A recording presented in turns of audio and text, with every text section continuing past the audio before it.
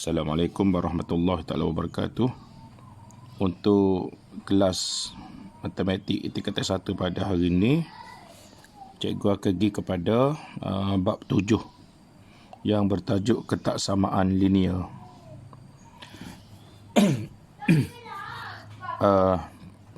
Mula-mula pelajar dikehendaki untuk mengetahui ataupun dalam bab ni ada digunakan satu perkataan iaitu ketaksamaan. Apa dia ketaksamaan ni? Ketaksamaan ini ialah merujuk kepada penggunaan simbol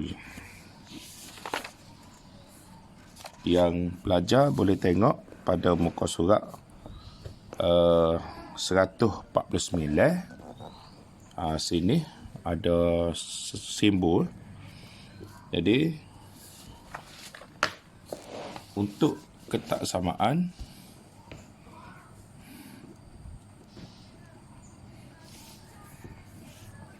linear terdapat dua simbol. Yang pertama simbol gini dan yang kedua simbol gini. Okey, cikgu lebih suka guna perkataan. Okey, kalau simbol ni pelajar tengok simbol ni.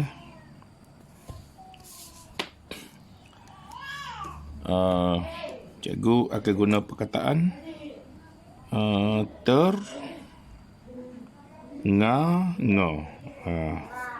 Simbol tenganga. Simbol tenganga ni bermaksud lebih besar. Manakala untuk simbol yang kedua, kita ambil hak muncung ni. Ni kita panggil simbol ni tenganga, ni muncung. Okey. Muncung ni bermaksud lebih kecil.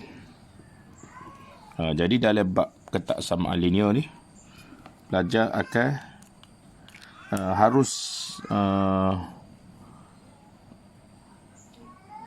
boleh menggunakan kedua-dua simbol ni bila masa nak guna simbol lebih besar dan bila masa nak guna simbol lebih kecil.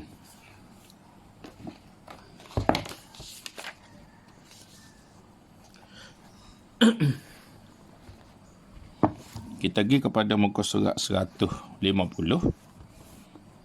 Membanding nilai nombor. Kalau pelajar tengok dalam muka surat 150 ni, dia ada guna yang kita panggil sebagai garis nombor. Ada dua garis nombor. Okey. Dan dia susun nombor mengikut susunan lah. Macam ni nilai -3, -2, -1, 0, 1, 2, 3 dan seterusnya. Okey, pada garis nombor mungkin pelajar sudah tahu dari segi nilai yang mana nombor duduk di sebelah kiri adalah lebih kecil daripada nombor yang di sebelah kanan. Bila kita buat perbandingan antara dua nombor, contoh sekarang ni dia bagi -2 dan juga 3. Bila dibuat perbandingan di antara dua nombor hak mana yang berada di sebelah kiri, nombor -2, dan nombor yang berada di sebelah kanan ialah 3. Jadi kita kena faham nombor yang berada di sebelah kiri adalah lebih kecil daripada nombor yang berada di sebelah kanan. Jadi dari segi ayat dia, kita boleh tulis sini. Okey, kita boleh tulis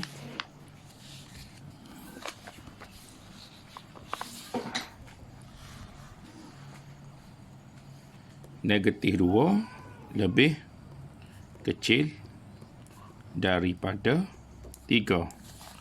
Ini dari segi ayat. Ni lah nombor ni. -2 ni dengan 3. Dari segi ayat kita tulis gini lah. Negatif 2 lebih kecil daripada 3. Jadi, kita perkataan lebih kecil, tadi cikgu ayat dah, kita guna mucung ni. Untuk merujuk kepada lebih kecil. Jadi, secara tidak langsung, ayat ni dari segi matematiknya, kita akan tulis negatif 2 lebih kecil daripada 3. Kalau kita nak buat ayat sebaliknya, boleh juga. Macam contoh soalan ni lah. Di mana tadi kita kata, nombor di sebelah kiri lebih kecil daripada nombor di sebelah kanan. Kalau kita nak buat sebaliknya pun boleh. Kita akan kata nombor di sebelah kanan lebih besar daripada nombor di sebelah kiri. Okay, sekali lagi nombor di sebelah kanan lebih besar daripada nombor di sebelah kiri. Macam garis nombor kita ni menunjukkan bahawa 3 lebih besar daripada negatif 2. Jadi dari segi ayat dia, kita akan tulis dalam bentuk ayat, kita akan tulis 3 lebih besar daripada negatif 2. Kita akan tulis gini lah. 3 lebih besar daripada negatif 2. Perkataan lebih besar ni ialah hak tengah-tengah tadi tu. Hak tengah-tengah ni. Ni hak tengah-tengah ni. Jadi secara tidak langsung, ayat ni 3 lebih besar daripada negatif 2, kita boleh tulis 3 tengah-tengah tu lebih besar daripada negatif 2. Dalam bentuk ketaksamaan dia panggil. Dalam bentuk ketaksamaan linear, kita tulis gini lah. 3 lebih besar, tengah-tengah ni lebih besar. 3 lebih besar daripada negatif 2. Dalam bentuk ayat, kita tulis gini lah. 3 lebih besar daripada negatif 2. Dalam bentuk ketaksamaan. Dalam bentuk ketaksamaan, kita tulis. Kita guna simbol tengah-tengah ni. 3 lebih besar daripada negatif 2. Okey, jadi kalau pelajar tengok gambar rajah selagi tu, cikgu ulas secara sepitah lalu. Kita tengok sini, negatif 7 duduk sebelah kiri, negatif 2 duduk sebelah kanan. Jadi kita akan royak negatif 7 lebih kecil daripada negatif 2. Ataupun ayat yang kedua, awak boleh royak, pelajar boleh royak negatif 2, sebab duduk sebelah kanan, negatif 2 lebih besar daripada negatif 7. Jadi boleh dinyatakan dalam dua ayat. Kita nak royak negatif 7 lebih kecil daripada negatif 2 boleh, ataupun kita nak royak negatif 2 lebih besar daripada negatif 7. Jadi dua-dua pernyataan itu adalah betul. Cuma pastikan kita kena guna simbol ketaksamaan yang betul lah. Okey. Kita pergi kepada contoh 1 pada muka surat 151. Sini kita tengok negatif 5/6 dengan 4. Cikgu yakin pelajar sudah pelajar tengok nombor pun dia tahu dah.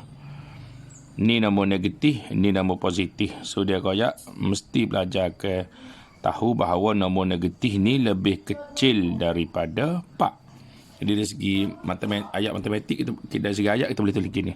Negatif 5/6 lebih kecil daripada 4.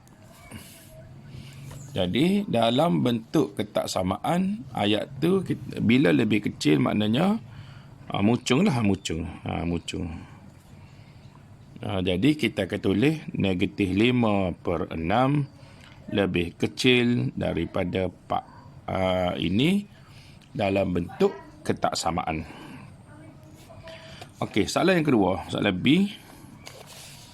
Kalau pelajar tengok sini, 4/2 dengan 9. Kalau kita tekan kalkulator, 4/2 ni bersamaan dengan 16. 16 dengan 9. Jadi kita boleh banding. Cikgu yakin pelajar boleh royak dah siapa lebih besar, siapa lebih kecil ni. Maknanya 16 lebih besar daripada 9. Jadi segi ayat kita boleh tulis gini lah. 16 lebih besar daripada 9. Okey, bila lebih besar maknanya awak guna, pelajar akan guna simbol tengah-tengah. Nak tengah-tengah ni. Jadi gitulah. So pelajar akan tulis. So pelajar boleh tulis 16 ni kita kembali semula kepada bentuk asal dia dah, iaitu 4/2. Jadi kita akan tulis dalam bentuk ketak samaan. So kita akan tulis 4/2. Simbol tengah-tengah ni lebih besar daripada 9 dalam bentuk menulis ketak samaan. Okey, jadi ada satu soalan latih diri 7.1a ni. Pelajar boleh buat secara sepintas lalu. Nak letak simbol lebih besar ataupun lebih kecil untuk soalan-soalan ni. Cikgu rasa tak payah ni. Pelajar sekali lalu dia boleh letak lah. Okey, kita pergi kepada apa yang kita nak tulis kalau tidak diberikan nombor. Contohnya macam ni. Pak dengan X. Jadi kita tengok X ni duduk di sebelah kanan. Nombor 4 ni duduk sebelah kiri. X duduk sebelah kanan. Maka dari segi ayatnya kita boleh tulis dia X lebih besar sebab dia duduk sebelah kanan daripada 4. Dari segi ayat.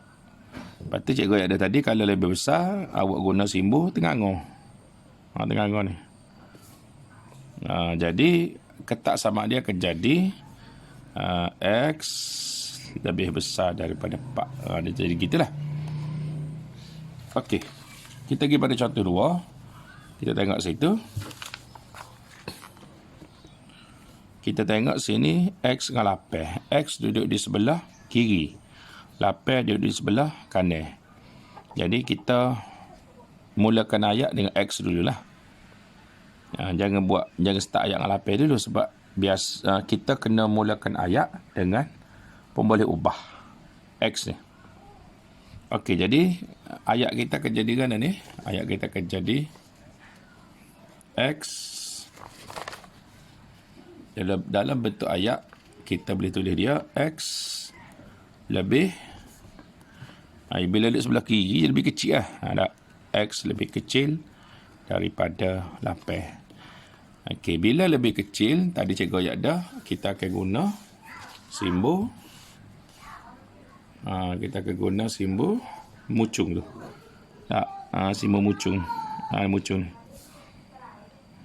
Maka dalam bentuk ketasamaannya kita akan tulis X lebih kecil daripada 8. Okey, untuk pelajar nak uji kefahaman, pelajar boleh tengok pada soalan 7.1b. Soalan pertama dengan soalan kedua. Cuba pelajar buat dalam bentuk seperti mana cikgu ajar tadi. Buat dalam bentuk ayat. Macam ni kita start dengan Y dulu dah. Start dengan Y dulu. Y apa? Y lebih besar ke Y lebih kecil. Buat benda bentuk ayat. Kemudiannya baru buat dalam bentuk ketaksamaan. Guna simbol ketaksamaan. Macam ni pun sama juga. Start dengan B dulu dah. B apa? B lebih kecil ke lebih besar ke daripada 3. Kena start dengan permulaan ayat kita, kena start dengan pemboleh ubah dulu. Okey, cikgu tinggal untuk pelajar cuba buat seperti mana cikgu ajar tadi lah. Buat dalam bentuk ayat terlebih dahulu. Kemudiannya buat dalam bentuk simbol ketaksamaan. Okey, seterusnya kita akan belajar hubungan yang melibatkan ada sama. Okey, contoh. Macam ni, sini muka surat 152. Dia rakyat jika V mewakili laju. Okey, sebelum tu tengok sini dia rakyat.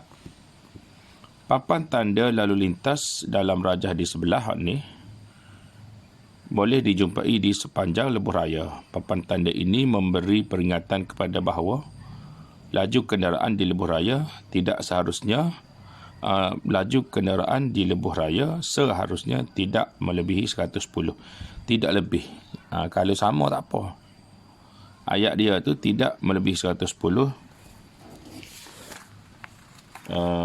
Cikgu yakin pelajar faham. Bila dia ayat tidak melebihi 110, tak boleh lebih lah. Maksudnya kelajuan itu kena kurang daripada 110. Jadi mesti pelajar boleh buat ayat. Maknanya bila dia tidak melebihi 110, maksudnya okey, sebelum tu dia guna simbol dulu dah.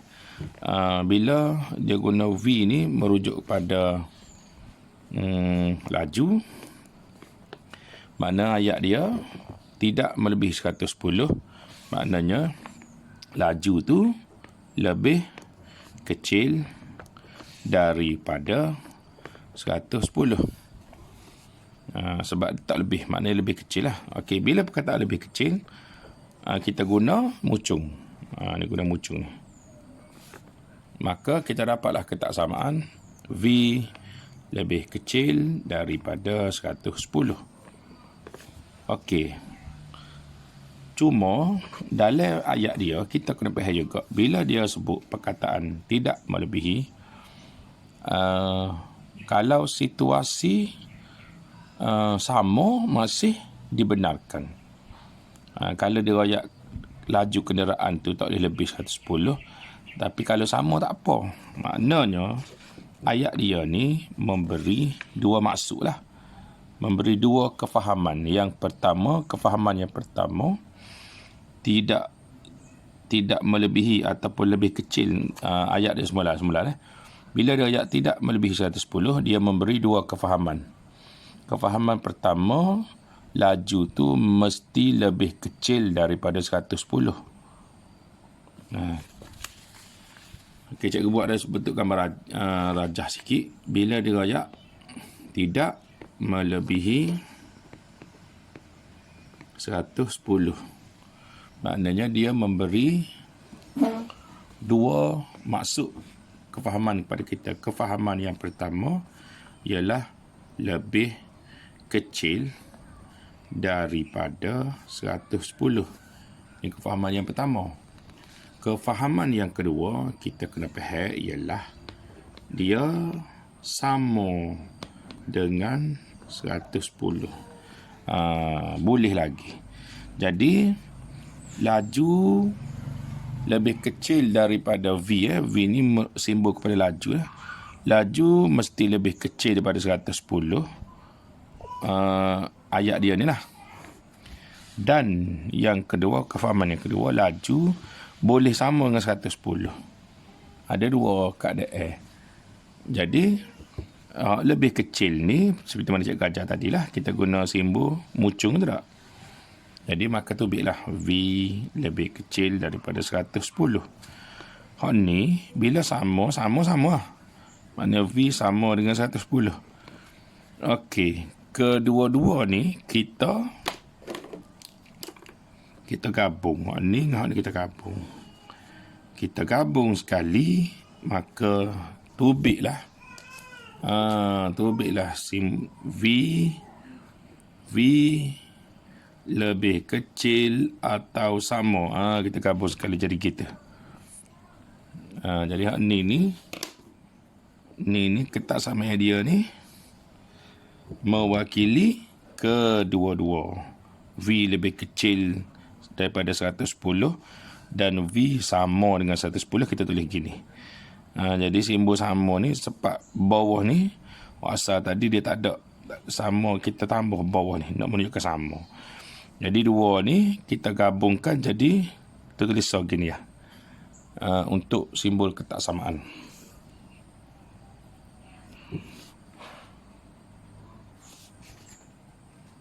dalam bentuk garis nombor, V lebih kecil atau sama dengan 110. Kita mula-mula kita buat garis nombor yang ada nombor 80, 90, 100, 110, 120. Kita ambil setakat tu ya. Jadi bila dia nilai V lah ni lebih kecil pada 110, maknanya start daripada nilai 110 ni kita buat bulat sah, lepas tu kita buat anak panah ke nilai lebih kecil pada 110. Ni anak panah ni sebenarnya merujuk pada V lah.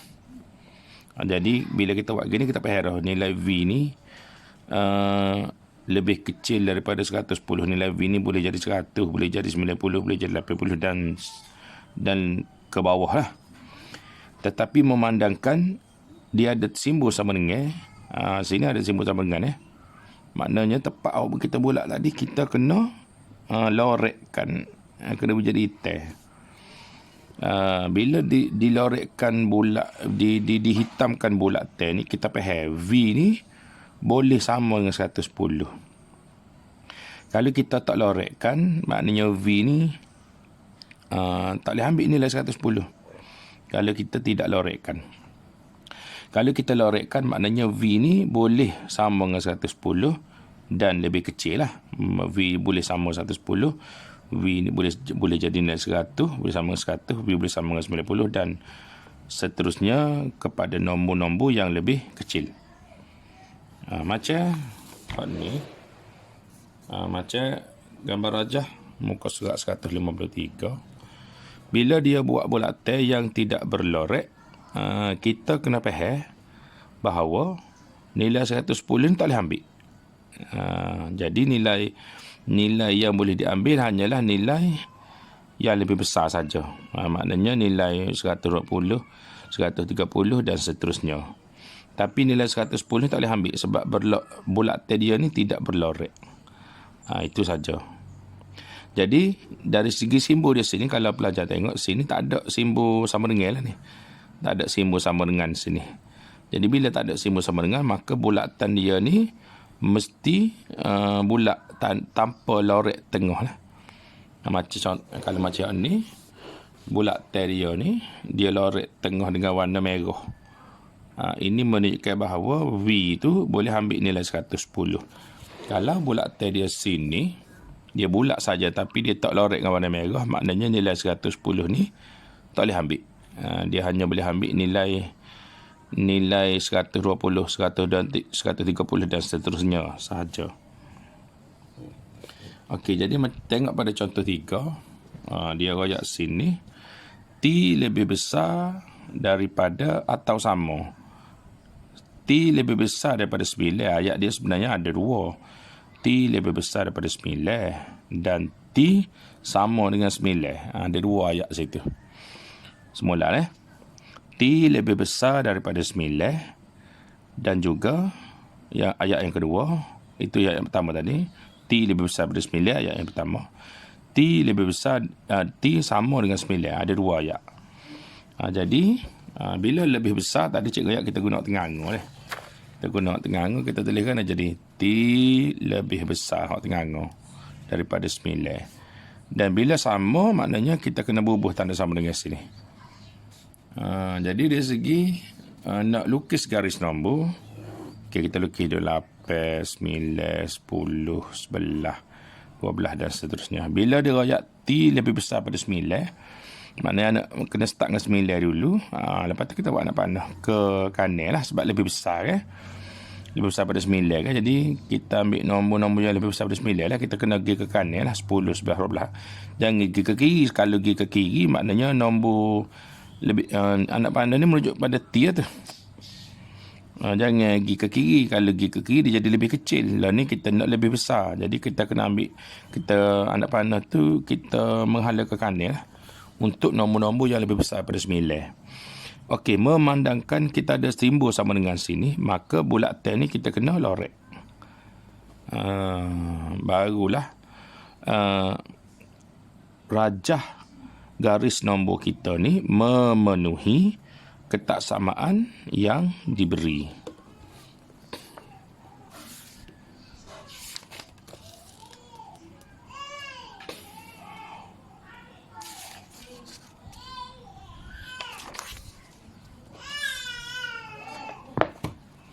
Okey, seterusnya pada muka surat 154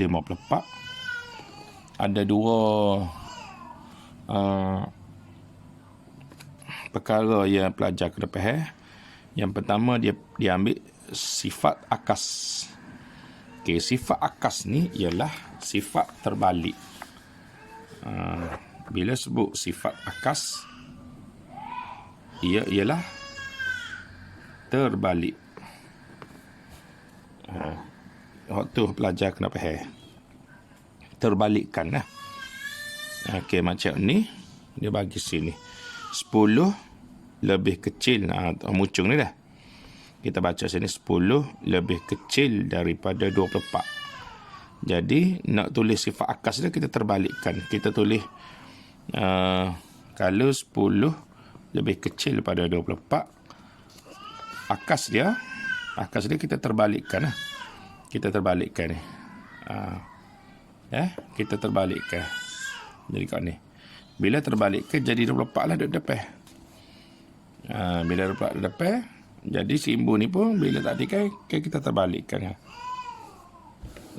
Cikgu tulis gini lah.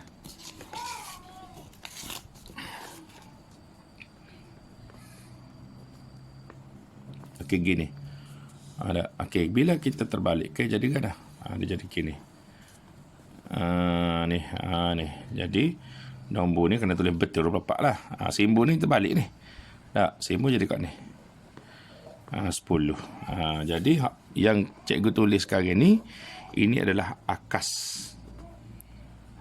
Akas kepada mana? Akas kepada hak ni. Itu dipanggil sifat akas. Apabila diterbalikkan, maka terhasillah yang dipanggil sebagai sifat akas. Okey, yang kedua pada muka surat 154 ni, dia nak bagi maklumat kepada kita satu istilah yang dipanggil sebagai sifat transitif. Sifat transitif ni dia kaitkan dengan 3 perkara. Macam ni dia royak A kecil daripada B dan B kecil daripada C. Dia libatkan 3 item A, B, C. Dia royak A kecil pada B, B pula kecil pada C.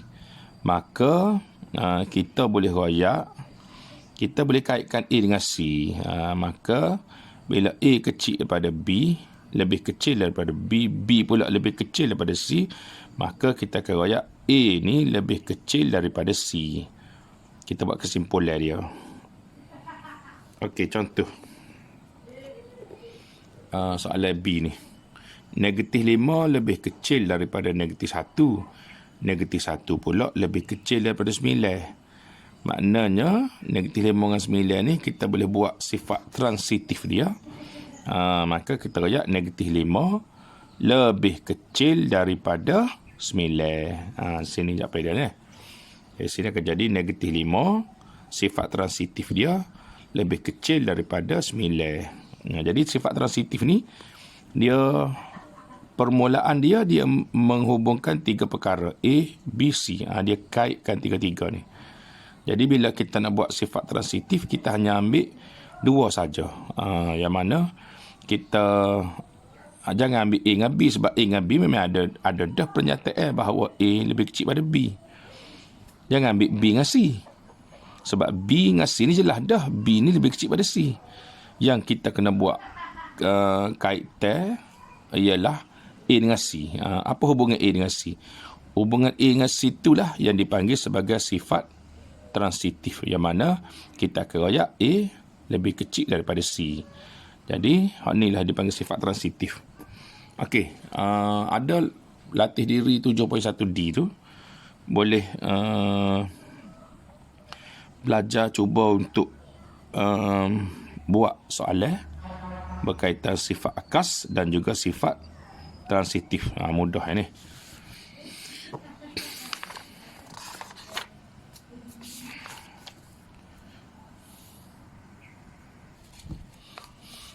Okey, untuk cikgu, apa yang cikgu ajar untuk hari ni, cikgu bagi kerja dulu. Untuk homework mahir diri 7.1 pada muka surat 157. Okey, jadi cikgu nak suruh pelajar buat soalan nombor 1A, 1B. Lepas tu soalan nombor 2 dan soalan nombor 4A, B, C, D. Untuk hari ni, insyaAllah minggu depan cikgu akan sambung pula kepada 7.2. Masih lagi bab ni 7.2, iaitu ketaksamaan linear dalam satu pemboleh ubah. Jadi 7.2 ni payah sikit. Jadi sebelum cikgu ajar 7.2, pelajar-pelajar buat dulu homework cikgu bagi ni untuk pengukuhan pemahaman pelajar. Nanti nak masuk subtopik 7.2 lepas ni lebih mudah. Itu saja untuk hari ini. InsyaAllah kita jumpa pula minggu depan. Wallahu alam. Assalamualaikum warahmatullahi taala wabarakatuh.